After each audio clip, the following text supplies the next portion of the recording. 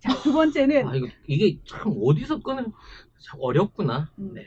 미국 얘기를 해볼 텐데요. 지금 생필품 사재기 여러 나라에서 일어나고 있다고 하는데 미국 같은 경우에는 생필품 중에 총기류가 들어가요. 아, 그게 생필품 생필품이야? 이들에게는 생필품보다 더한 게 총기류죠. 그래서 미국에는 지금 총기류 사재기 열풍이 벌어지고 있다고 하는데요. 그럼 이걸 왜 사지? 자살하려고 사나? 아니요, 자기를 지키기 위해서요. 그러니까 이거 총기 구매가 급증한 이유는 딱 한 가지예요. 정부를 믿지 못하겠다예요. 그러니까 다시 말해서 정부를 믿지 못해서 치안이 불안해지면 내가 나를 지켜야 되고 내가 내 가족을 지켜야 되기 때문에 총기가 필요한 거예요. 이러면 거의 서부 시대인데 이 정도 되면? 맞습니다. 그리고 또 하나는 그걸 우려해가지고 정부에서 총기를 못 사게 할까봐 거기에 대비해서 미리 총기를 사는 거예요. 그러니까 이래저래 다 정부를 못 믿기 이래저래 때문에. 사는구나. 네. 그래서 총기를 사는데 이걸 어떻게 할 수 있냐면 사실 총기를 구매하려면은 총기 관련 범죄 경력을 조회를 해야 되는데 이 FBI에 따르면 지난 3월에 이 범죄 경력 조회 건수가 374만 688건으로 110만 건, 전년 동기 대비 110만 건이 늘었다고 합니다. 전과 없이 선량하게 살던, 네. 총 없이도 살던 사람들 370만 명이 총을 사겠다고 지금 쉽게 말하면 신청을 한 거네요. 근데 사실 미국에서 총은 어떤 의미에서는 약간 생활의 일부분 같은 그런 의미라고 보셔야 되는 게 뭐냐면, 그러니까 많은 사람들이 왜 미국인들이 그렇게 총기류에 대해서 이렇게 과도할 정도의 집착을 하고 있지라고 생각을 하시는데, 미국의 총기 소유는 헌법에 보장돼 있습니다. 그러니까 미국의 연방 헌법은 본문 7개조 그리고 수정조항 27개조로 구성이 되는데 우리는 헌법이 개정이 되면 이전 내용이 삭제가 되잖아요. 근데 미국은 무효화된 조항도 그대로 둔 채 수정 헌법이라는 이름으로 덧붙이는 형식으로 되어 있습니다. 총기를 살 수 있다라는 권한은 영원히 없어질 수가 없는 거네. 네, 수정 헌법 2조에 뭐라고 되어 있냐면 이게 1791년 12월 15일에 덧붙여진 조항인데요. 잘 규율된 민병대는 자유로운 주의 안보에 필수적이므로 무기를 소장하고 휴대하는 인민의 권리는 침해될 수 없다.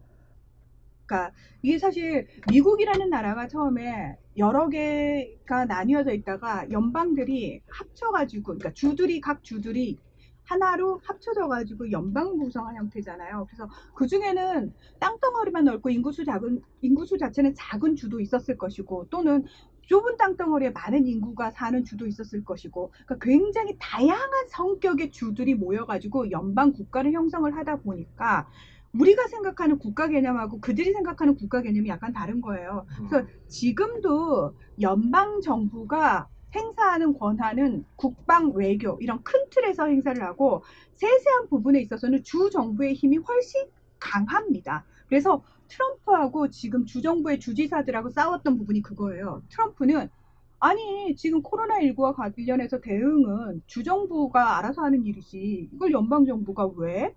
그러니까 니들이 알아서 해라고 했는데 그 오건 메릴랜드주 주지사께서 그래서 호건 형? 호건 그래서 알아서 했더니 헐크 아니에요. 그냥 이름이 호건. 호건 알아서 했더니 트럼프가 누가 그거 알아서 하래 이러고 누가 네 마음대로 50만 개 사고 말이야. 중간 마진 다 떼먹을 수 있는 사업을 너 혼자 하고 이런 얘기가 있었죠. 그래서 이번에. 우리 생각에는 치안이라든지 이런 건 국가가 알아서 해주고 정부가 알아서 정리를 해주는 거지라고 우린 너무 당연하게 생각을 하는데 미국인들 머릿속에는 예전에 서부 시대 말씀하셨는데 그때 그 느낌이 그대로 남아 있는 거예요. 그래서 주 정부 방위군이라고 해서 따로 있잖아요. 군대가. 그러니까 주마다 따로 있고 그리고 그들의 대다수는 평소에 그냥 자기 일을 하다가 특별한 일이 있을 때 그러니까 모여서 방위군으로 활동하는 약간 민병대. 예비군 같은 느낌. 민병대의 느낌이 훨씬 강하기 때문에 그래서 이 총기가 생활의 일부분이 된 그런 경향이 있습니다. 이 부분을 조금 더 구획적으로 해보자면 일반 서민들이 소지하는 총기는 그 애교 수준이에요. 일단 이제 총기가 이렇게 싼 게 아닙니다. 뭐 쉽게 구할 수도 있긴 하지만 비싸요. 네, 가격이 무척 비싸기 때문에 파는 놈은 마진이 많이 남고요. 그리고 이제 요걸 일반인들이 가질 수 있는 총기는 일종의 이제 구경에 제한이 있고 그다음에 이제 기관총도 팔아요. 그 장총도 팔거든. 근데 이제 연발 사격을 할 수 없게끔 이게 이제 제한된 형태로 이게 팔려요. 그러나 그렇게 근데 팔아도 여러분 네. 아시죠? 다 개조한다는 거. 다 개조해갖고 연발이 가능한 수준으로 하고 그렇죠. 불법 무기들을 통해갖고 더 강력한 파워를 가지길 원하지. 그렇죠. 어차피 맞으면 5mm에 맞으나 15mm에 맞으나 죽긴 마찬가지인데 그래도 뭔가 든든한 걸 갖고 싶은 거야. 그래서 이제 민간인들이 이걸 소지하고 있기 때문에 이 민간이 두렵잖아. 경찰도 무장이 점점 더 세지는 거예요. 거죠. 그리고 군대는 아예 없어요, 미국에. 따지고 보면 미국 내에 주둔하는 주둔군이 없어. 그래서 트럼프가 지금 자꾸 외국에 나가 있는 주한미군을 철시시켜서 미국으로 데리고 들어가는 이유가 만에 하나 자기가 이건 확실하게 저기 있는 거예요.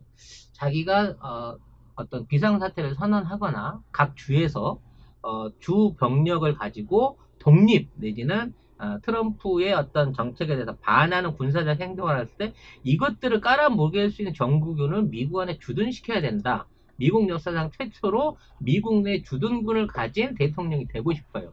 이 욕망이 있는 거거든. 그래서 요 세 가지 어떤 그 조합들 자체가 전부 다 총기를 원할 수밖에 없는 입장이라 이 법안이 안 없어지고 있는 거예요. 근데 네.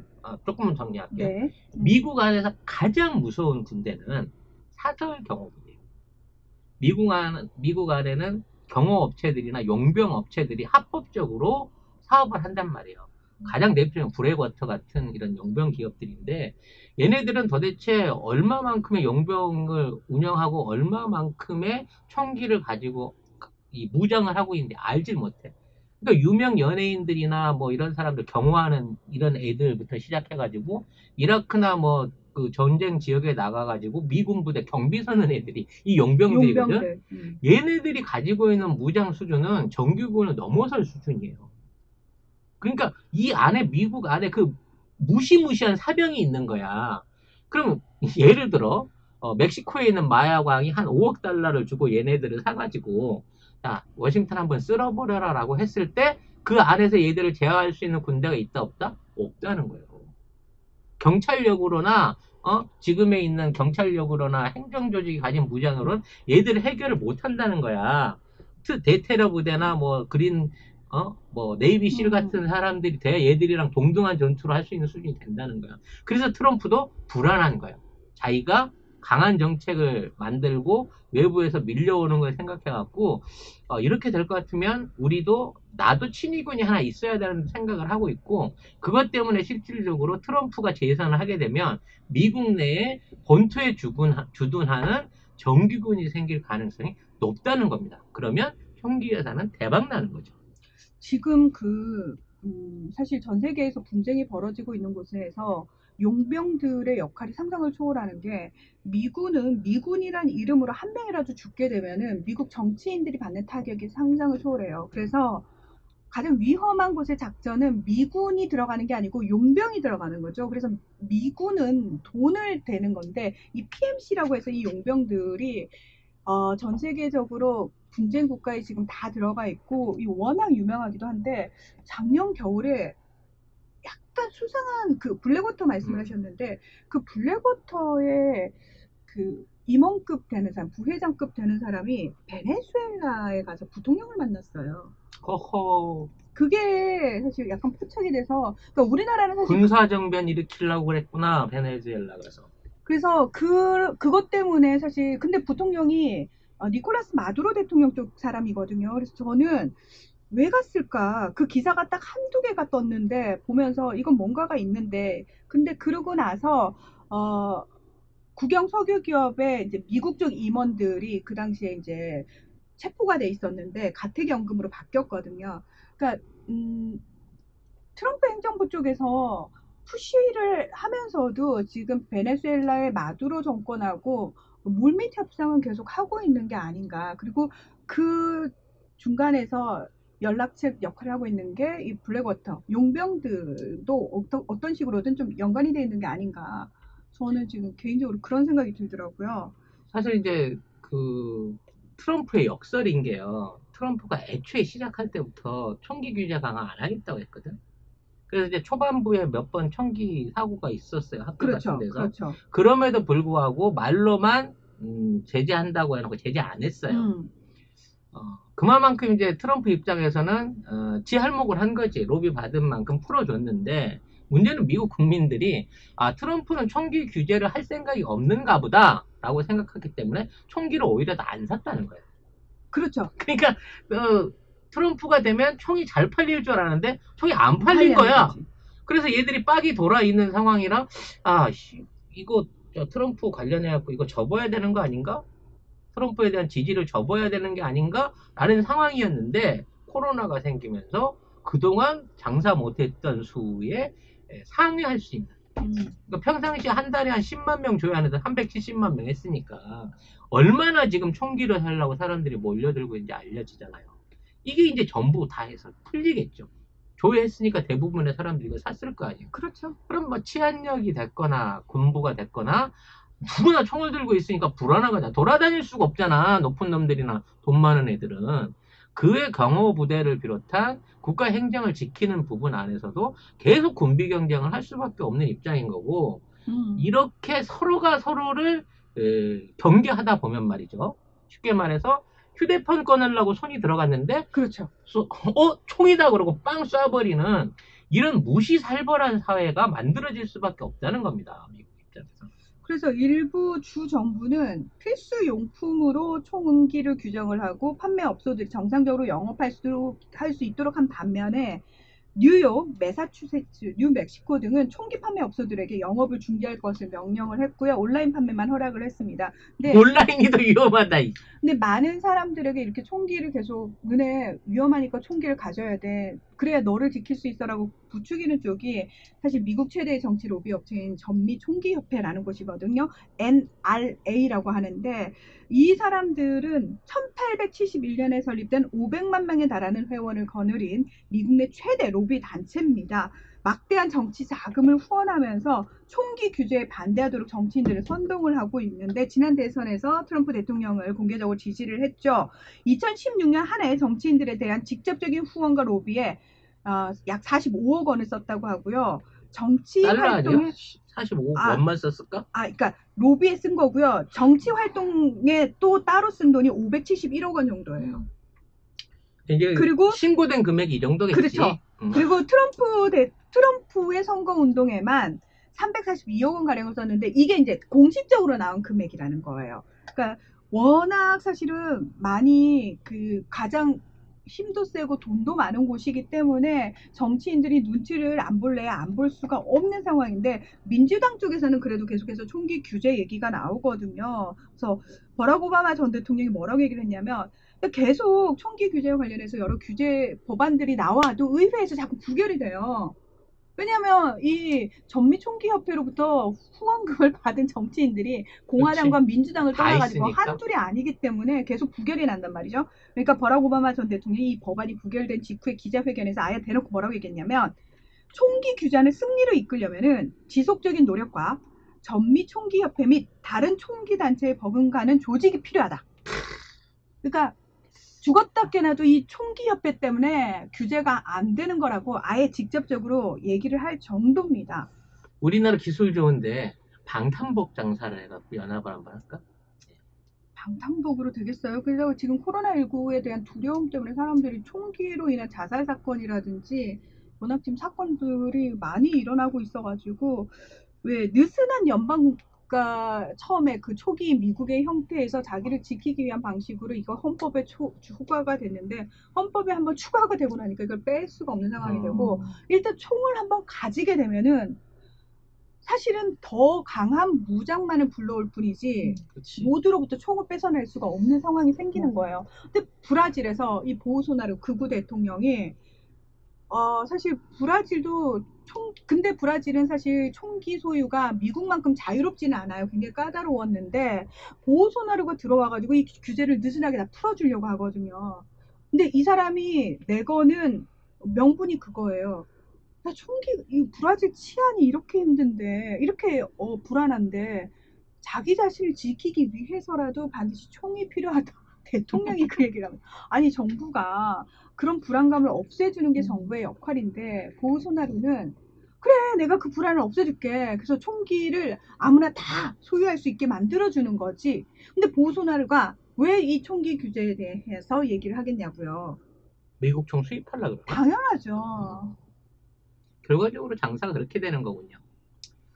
지금 무난하게 얘기한 중에 가장 중요한 게 그거야. 본인이 지킬 수 없다면 자위, 그러니까 내 스스로 지킬 수 있게끔 총기를 주는 게 권리다라는 얘기거든. 이 얘기는 거꾸로 말하면 내가 너의 안전을 국가가 끝까지 책임져 줄 수 없어라고 하는 한계를 지정하는 거예요. 미국이 1,000조 원의 국방비를 쓰잖아. 천조국이라고 하잖아.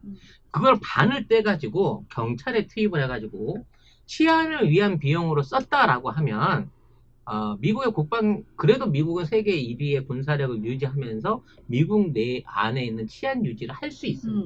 근데 여기다 투자를 안 하는 거예요. 이거는 개인의 자유를 제한할 수 있는 거고, 개인이 스스로 책임져야 될 영역이라고 얘기하고 있는 거죠. 그렇죠. 네 안전은 네가, 네 생명은 네가 지키는 거지. 이게 민주주의야라고 말하고 있는 거죠. 근데 중국 같은 경우에 중국에서 700억 달러 이상의, 이게 7천억 달러 이상의 국방비를 써요. 근데 중국은 중국 내에 있는 자국의 경찰, 그러니까 자기 치안을 위한 비용에 국방비의 1배 반을 써요. 물론 중국이 철저하게 주민 통제를 해야 되기 때문에, 전제주의 국가이기 때문에 그런 면도 있지만, 중국은 국방비보다 경찰력에 들어가는 비용이, 치안 유지에 들어가는 비용이 훨씬 더 크다는 거야. 이게 정상이에요. 만약 우리나라도 지금처럼 총기 규제가 안 돼 있는 상황에서 진짜 폭력배들이나 가정에 있는 사람들이 총을 들고 난뛴다고 하면 이 치안을 유지시키기 위해서 들어갈 수 있는 비용은 우리 국방비 정도로는 감당이 안 될 정도로 들어가요. 이거 상시잖아. 적군은 그 국경만 지키면 끝나. 근데 이게 주민 하나하나가 사실은 테러범이 될 수 있고 강도가 될 수 있고 살인자가 될 수 있는 무기를 쥐어준다고 하는 거는, 이거는 자신을 지키라는 의미가 아니라 수없이 많은 사람들을 매일 공포와 불안에 떨게 만드는 거고, 이웃하고 연결할 수 없게 만드는 굉장히 위험한 처사인 거예요. 결국 미국의 이러한 조치들이 결과적으로 미국민에 대한 정치에 대한 기대를 끊어버리고 정치 혐오를 만들어낸 이유일 수도 있고, 미국 정부가 국민들의 치안을 하기 위해서 총을 자유롭게 사게 만든다는 얘기가 국가의 의무를 사실은 국민에게 떠넘기고 있는 사기질이라는 걸 우리는 이해를 해야 된다는 거예요. 저는 가끔 우리나라에도 그런 얘기 하시는 분들이 있어요. 총기 자유화 좀 돼봐봐. 내가 진짜 꼴배기 싫어 새끼들 다 쏴 죽여버릴 테니까. 뭐 이런 얘기 하시는 분들 술자리에 많잖아. 네, 굉장히 위험한 사안입니다. 우리는 칼도 함부로 못 사게 해야 돼요. 맞아요. 네. 도검류에 대한 총포류 도검류에 대한 단속이 제일 잘 되고 있는 나라가 대한민국입니다, 여러분. 네. 그래서 왜 최근에는 우리나라 프로야구에도 외국인 선수들 정말 많이 들어와 있거든요. 근데 이제 주로 이제 우리나라에 들어와 있는 야구 선수들이 미국이라든지 남미 쪽 선수들 많이 들어오잖아요. 그러면 그 선수들이 제일 놀라는 게 뭐냐면은 우리나라의 치안. 그러니까 밤에 그냥 사람들이 돌아다니잖아요. 24시간 가게가 하고 있고, 그게 치안상으로 위협이 되지 않는 나라. 그리고 여자나 어린애가 밤에 돌아다녀야 되는 거. 그리고 애가 혼자서 학교 갔다 오는 거에 대해서 어떻게 애를 혼자 학교를 보냈다가 혼자 오게 할 수 있냐고. 이건 있을 수 없는 일이에요. 그래서 그걸 이해시키는데 굉장히 시간이 많이 걸렸다고 그래요. 그 불안감을 이해를 못하는 거죠. 그렇죠. 가게에 도로변에다가 노점으로 물건을 막 쌓아놓는 거. 아니 미친 거 아니에요? 저 집어가면 어떡해요? 그렇죠. CCTV도 없이 저걸 어떻게 저럴 수가 있죠? 맞아. 라고 하는 이 문화적인 차이가 사실은 굉장히 오랫동안 쌓여온, 이 한국인으로 따지면 우리는 진짜 그 백이민족 착하고 선량한 민족인 거고, 저 새끼들은 총이 있거나 없거나, 왜냐면 없는 놈도 있는 놈이 두려워가지고 포악해질 수 있기 때문에 그렇죠. 언제든 폭발할 수 있는 인간성을 갖고 있는 위험한 어떤 세상 속에서 사는 애들이 미국 애들이에요. 그 우리는 정말 너무 좋은 게 카페에서 노트북 놔두고 휴대폰 놔두고 화장실 갔다 오잖아요. 그리고 나 자리 맡아놓게 이러고 지갑 놓고 가거든요. 아무도 안 가져가요 사실은. 근데 딴 사람들이 서로 지켜주잖아. 네, 딴 사람들이 지켜주잖아요. 아니 분명히 여학생이 저 지갑을 놓고 갔는데 남자가 집어 드는 순간 바로 캐치되거든. 저기요 그거 본인 거 맞아요? 이러고 우리는 옆에서 간섭했잖아요. 근데 이게 간섭 문화도 사실 대단한 거야, 대단한 이것도. 그러니까. 외국인들은 이게 정말 이해가 안 된대요. 예. 정말 그러니까 우리가 맞아. 대단한 민족이네요. 공항에서 캐리어로 줄 서요. 맞아. 우리 가방 놓고. 맞아, 맞아요. 제 동생하고 어머니가 저기 유럽 여행을 갔다 오셨는데 예, 3번을 털렸어요. 차에다 물건을 담아놓고 사진 찍으러 갔다 오면 5분도 안 됐는데 유리창을 깨고 꺼내간다는 거야. 세상에 그런 범죄가 그 3번을 당할 정도 만연할지도 몰랐거니와 그렇게 당하는데도 계속해서 그래서- 차 안에 물건을 두고 다니신 우리 동생과 어머님의 그 안전의식. 사람이 사는 동네라고 하면 의당 이런 물건을 두고 가도 손대지 않는 게 당연하지 아니한가. 이런 한국 사람의 도덕의식은 외국에는 없다는 거지. 네. 우리나라는 로젠듀님이 가방이 중요한 게 아니고 자리가 더 중요하다고. 맞아. 우리 자리를 맡아야 되거든. 맞아요. 그리고 휴대폰 잃어버려도 전화하면 어디로 오라고 해서 가면 준다고 택시. 네, 맞아요. 택시 기사분들도. 이게 정말, 대한민국이라는 곳이 저는 국제 정치를 하니까 저도 진짜 독특한 나라일 뿐만 아니라 저는 개인적으로 우리나라가 제일 살기 좋은 나라라고 생각을 하는 사람이거든요. 국수주의자 아닙니다, 저는. 국수주의자 아니고요. 저는 이상한 쪽에서 국복이 막 샘솟네요. 저는 우리나라를 사실 너무 좋아해요. 너무 좋아하고 그다음에 아직도 세상 각박해졌어라고 얘기를 하는데 도로에 가다가 차가 넘어져서 물건이 도로까지 쏟아지면 5분 만에 다 치우는 나라가 우리나라밖에 없잖아요.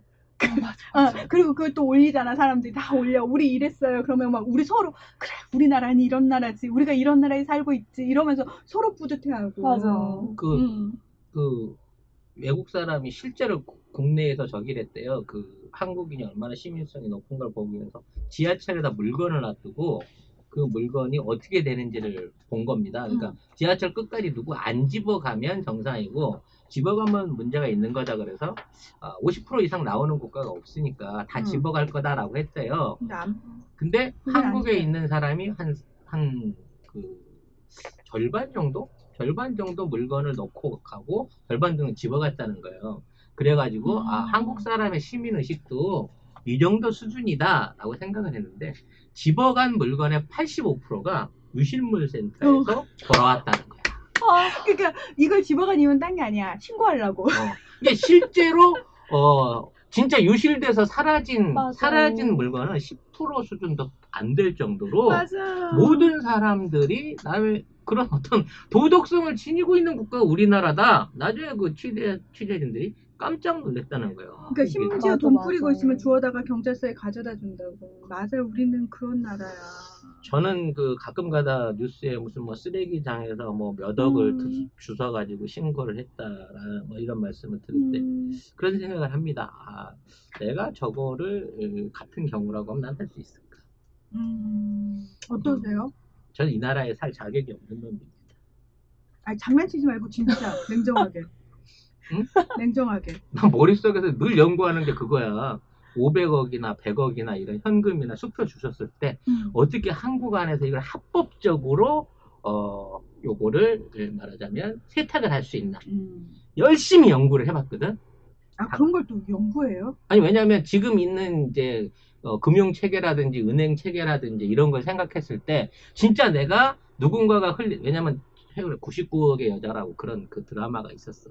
현찰로 99억을 주웠는데 이거를 쓰지를 못하는 거야. 그래서 이거를 세탁할 수 있는 방법이 없어갖고 끝까지 못 쓰거든요, 드라마에서. 그래서 내가 생각해봤어. 내가 99억을 주스면 나는 세탁을 할 수 있을 것인가. 온갖 방법을 해봤는데 안 되더라고, 나는. 그런 나라가 우리나라야. 종 가운데다 이거 주세요. 좋은 얘기인가? 저는 사실 문하나님도 편집점 생기면 처벌해요. 아니 저는 우리 진짜 언제 끝내니? 얘기가 아니, 계속 이렇게 새길로 저는 새면. 어렸을 때도 왜 네. 길 가다가 돈 떨어져 있어도 돈을 안 주웠거든요. 왜냐면 저 세상에 공짜가 없다는 생각이 들어서 내가 이 돈을 지금 주우면은 언젠가 생각지도 못한 순간 내 돈을 잃어버릴 수 있다라는 생각이 들어서 안 줍고 안 잃어버렸으면 좋겠다는 생각이 너무 많이 들거든요. 언니는 불교가 호국불교인가 봐요? 겁나게 애국심이 강하네. 아니 근데 그게 딴 게 아니고 나라 생각을 했어, 돈을 주시면서. 야. 아니요 그냥 내가 상처받는 게 싫고 억울한 일 당하는 거 싫으니까 역지사지야.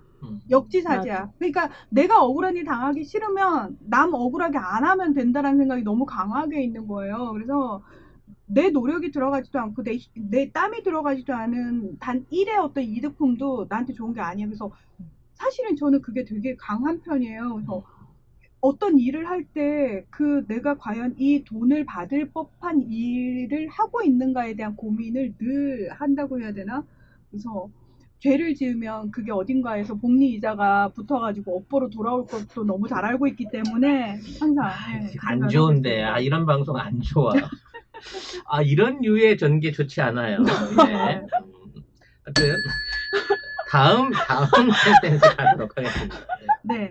너무 싫어하는 거네, 제가 다음 주에. 길거리에 떨어진 건 일절 건드리지 말아야 된대요. 절도죄 된대요. 네. 주소서 신고하면 10% 주잖아요. 빨리 해, 다음 주에. 이러다 또 욕.